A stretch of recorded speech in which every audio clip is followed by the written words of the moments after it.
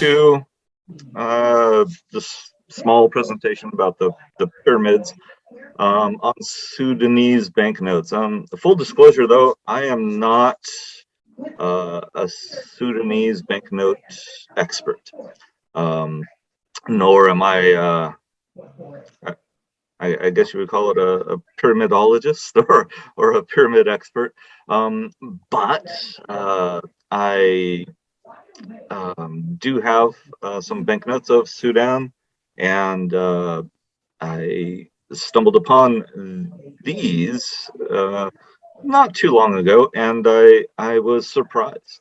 And I thought, well, you know, when asked to do a presentation, I thought, well, this would be something that maybe others didn't know about, and I'd like to share this information. It's probably not as long as most of the presentations go, but it is it's what I know about these banknotes. So here we go. So it's going to focus on a couple of banknotes, 20 pounds and a 100 pounds banknote that do show the banknotes or pyramids on the banknotes more clearly. So we all know about the pyramids in Egypt. Of course, everybody knows about that, and some in Mesoamerica, Mexico, and Central America.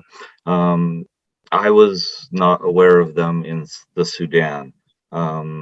It's probably just because the others are bigger, larger, and just have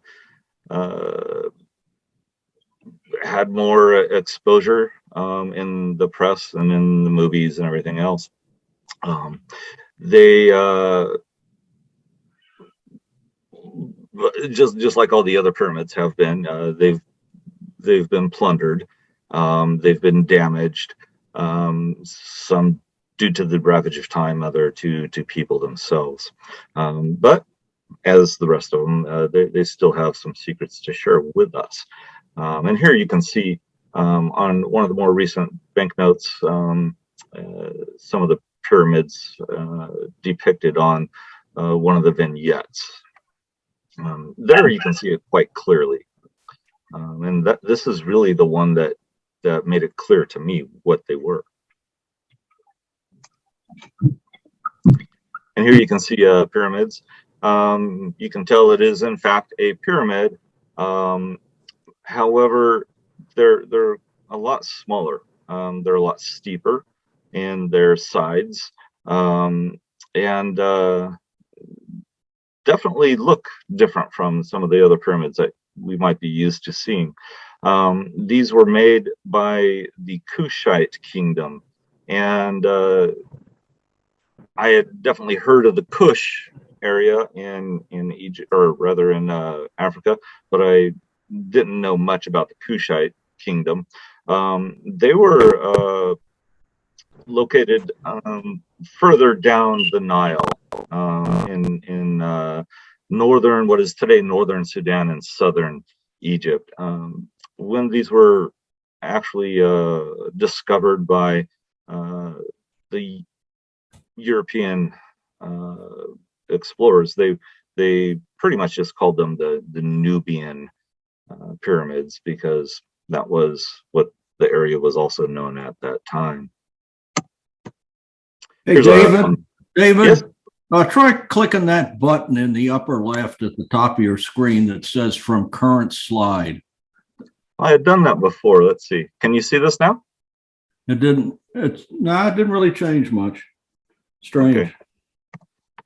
Do you see I think a map now? it may have to. Do you have two monitors going? No. Okay, I thought maybe you were sharing one monitor and it was displaying it larger on the other one. No. Do you see a screen now with a map on it, or no? Okay. How about now? Yes. Okay. Now we can see the map. Yeah. I don't know what's going on there. So, anyway, I think sorry, David. Okay, you try one more thing at the sure. At the bottom of the screen. You see a few little icons. Yes. If you click on the one to the right of you can see 4 before the 88%. Click on the last one before 88%. This one? Yeah. Better for you? No, nothing changed again. Yeah, wherever that change is taking effect, it's not part of what you're sharing.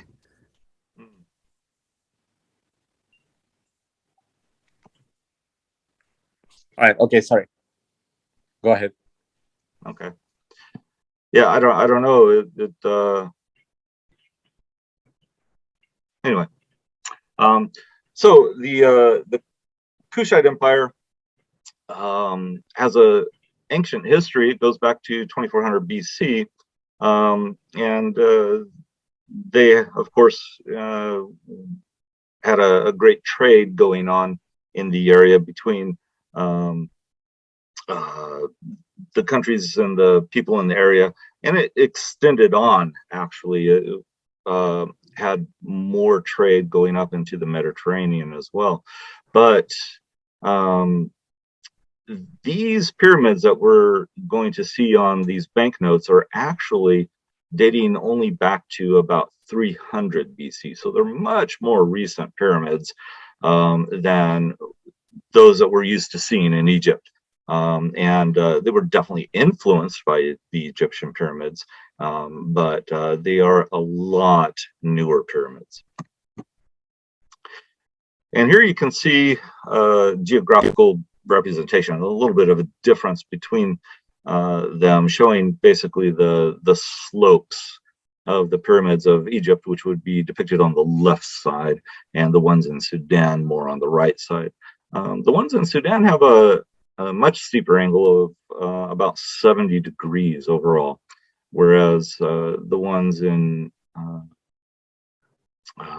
Egypt are not as great. And if you can remember some history where there's in Egypt a stepped pyramid that started off a lot steeper, but then if they continued that, it would have collapsed upon itself. So they had to stop that and make a much less of an angle to go to the top. And it is primarily because those in Egypt are just so huge that they would just collapse under their own weight. And the ones in Sudan, being much smaller, they could make them as steep pretty much as they wanted. The pyramids in Sudan are actually, there's estimated to be twice as many pyramids in Sudan as there are in all of Egypt. Of course, it's a lot easier to do that, to accomplish that, when you're not making them on such a grand scale. And here's some pictures of the pyramids themselves. And one of the things that we have discovered about these pyramids is that while the pyramids themselves were always thought of as tombs, there's some evidence severely lacking to show that they were actually tombs themselves in Egypt. And such is the case in Sudan as well. The pyramids themselves were not tombs, but the small adjacent buildings that were often connected to them, those were tombs. The pyramids themselves were just burial monuments.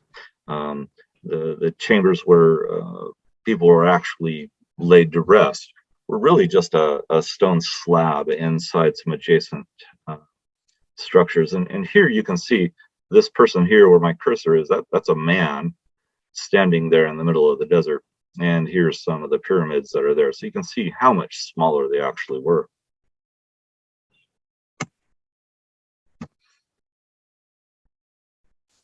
Now, the pyramid complex in Meroe, they have 3 cemeteries, which they're calling them.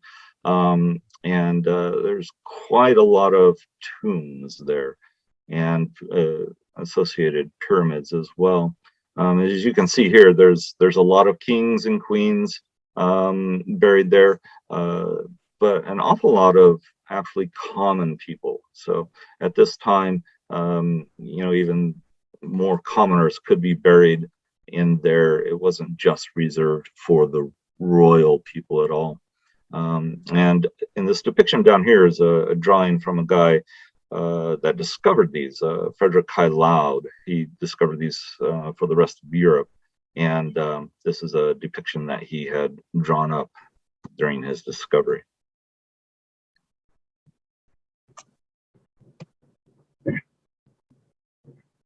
Now, Mr. Khalad, I think I'm saying that right. French has always been hard for me to pronounce, but he actually discovered these in 1822. And back then, of course, photography didn't really exist. So he had made the sketches and put them in a book called A Trip to Meroe on the White River.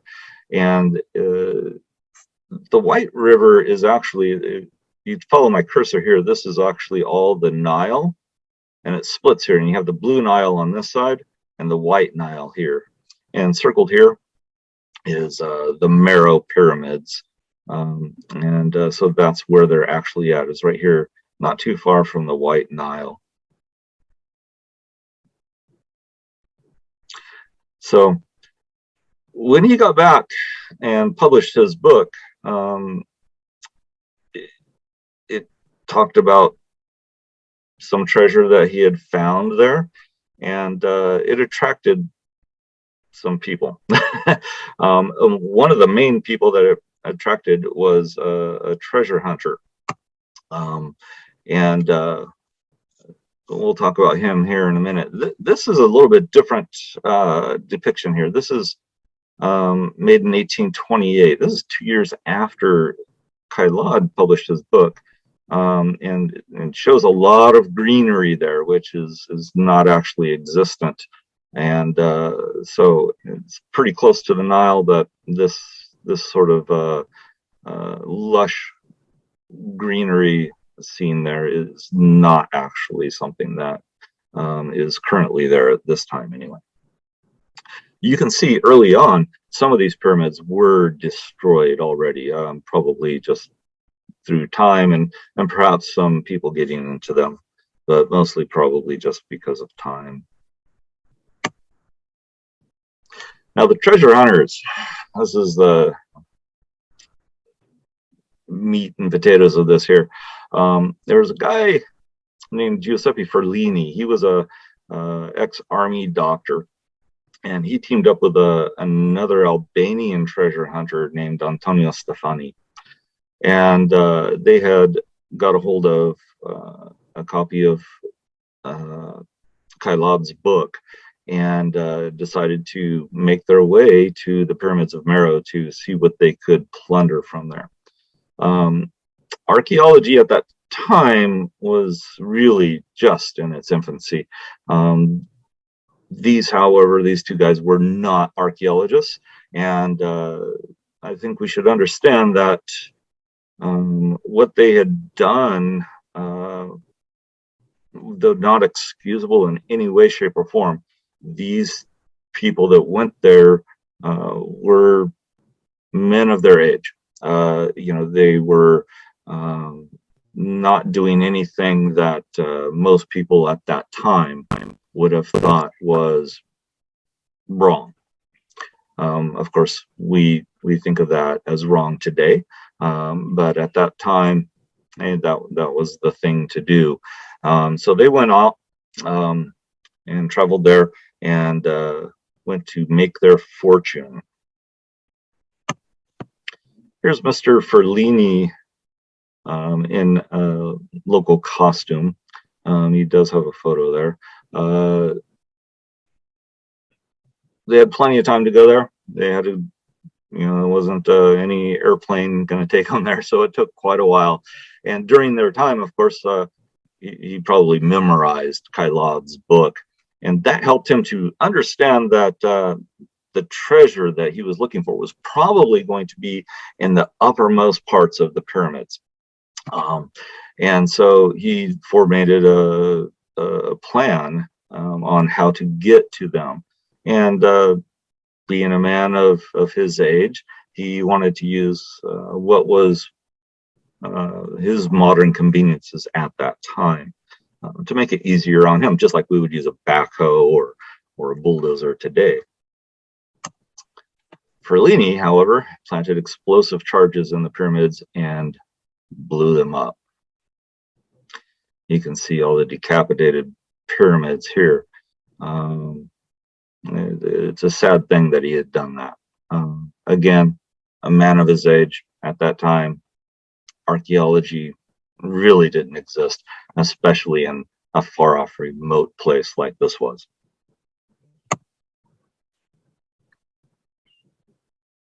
Was he sorry that he did it? Speculation. I'm going to say no.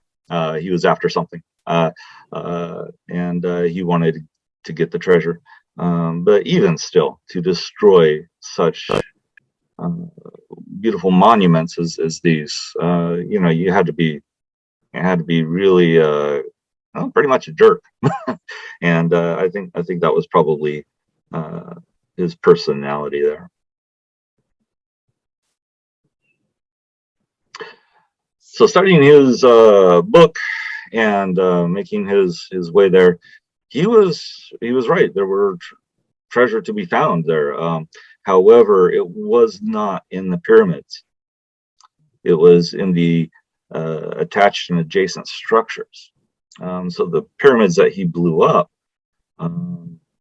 were all in vain. He blew them up for nothing. You have to do some of that, I suppose, to understand that there is nothing in there, but more sand and rock. But he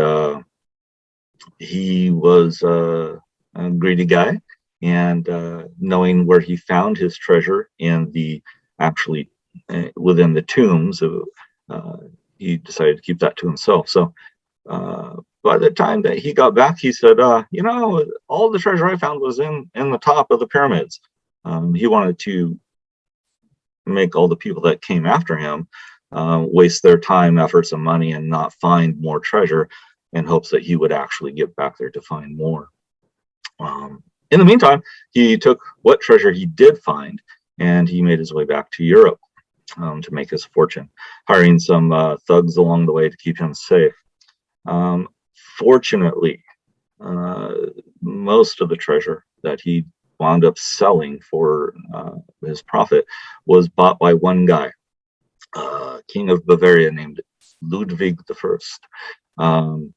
That treasure is still found today in the Berlin Egyptian Museum. There's a link down here where you can go to. Of course, they're not going to show you everything, but they show you a few pieces here and there. And there's not much to be seen just online, unfortunately. In all, Ferlini and Stefani, remember he acted with Stefani here, they destroyed at least 40 pyramids themselves in Sudan. Others that followed destroyed more. They decapitated a lot of pyramids there. Ferlini, however, did not get all the treasure.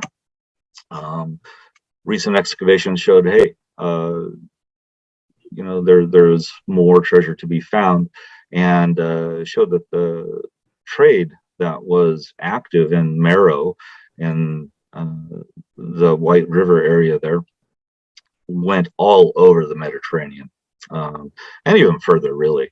But it was something that more recent excavations have discovered that there was a more advanced civilization than we even realized at the time.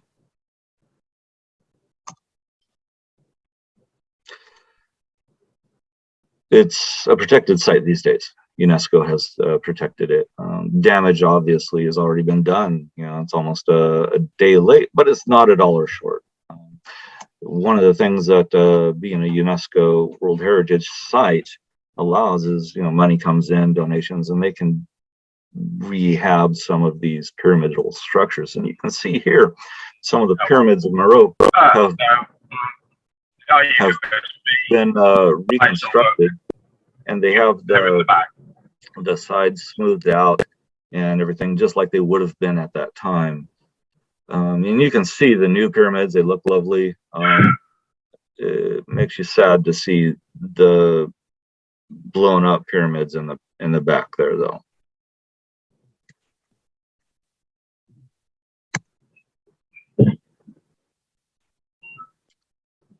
Now, we want to think, oh, this guy was a bit of a jerk. Maybe he did all this destruction, and he took the treasure, and we're not ever going to see it.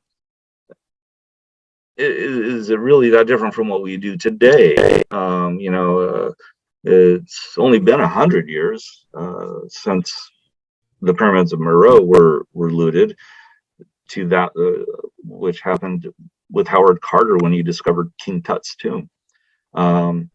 And in both cases, the treasure was taken. We don't hardly get to see it, but it winds up in a museum, and we get to see a few pieces here and there. The difference there is in modern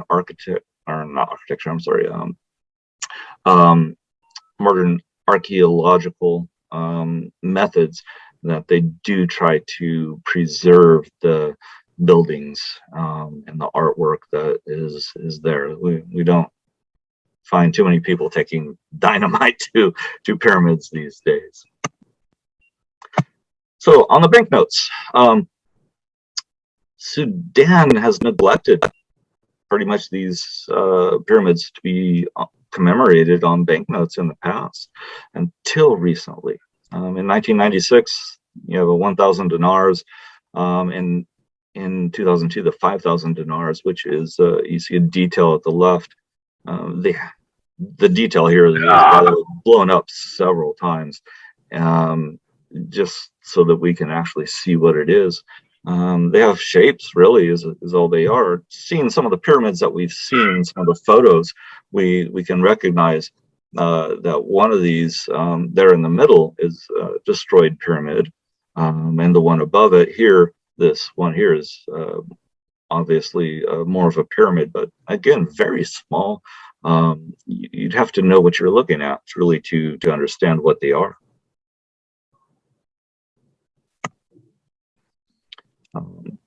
More recently, however, the 20-pound banknote issued in 2006 and again in 2011 to 2017 depicted pyramids on them.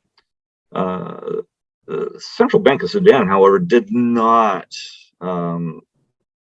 list on their release of the banknote, nor on their website, what it actually is, what the things are that are being depicted.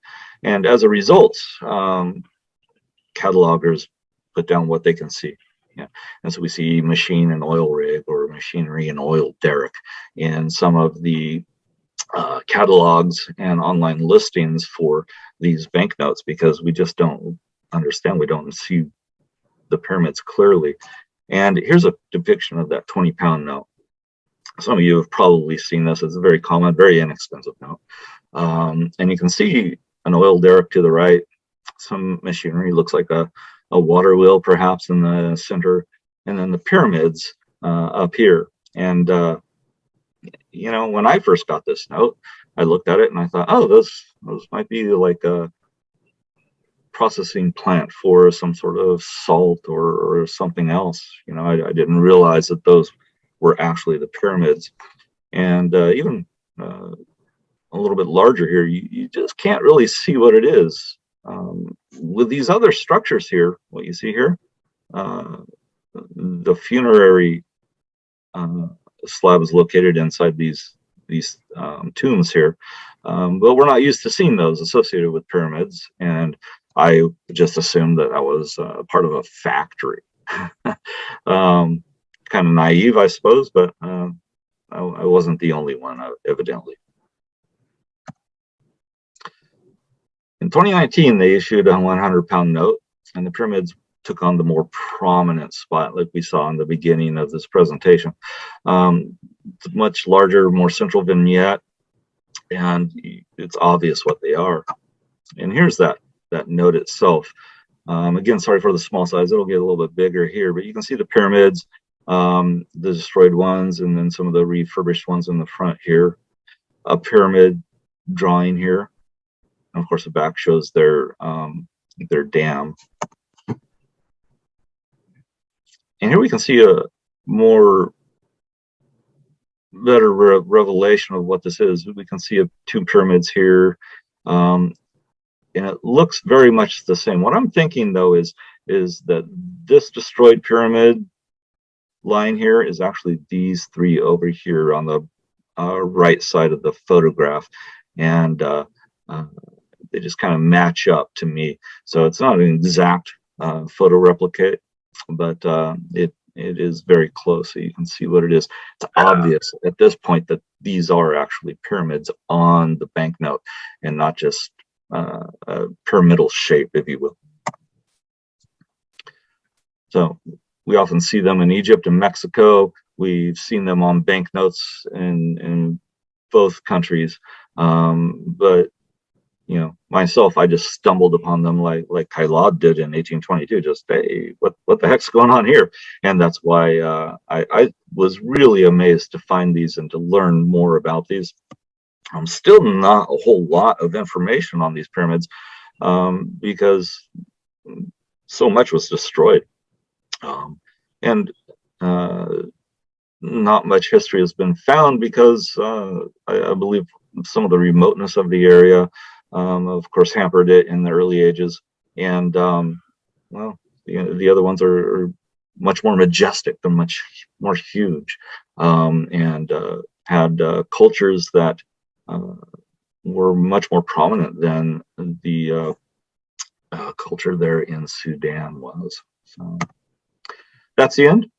If you want, here's a good link to a fun little video that a guy put. It's very short. It's about 15-20 minutes. The guy will show you around the pyramid complex there in Meroe. I've also found Google Street Maps. Somebody's put a nice walking tour that you can walk yourself around, you know, clicking those little arrows as you go along, and you can see up close, you know, really how close together these pyramids were. In some cases, you couldn't fit two people walking side by side between the pyramids.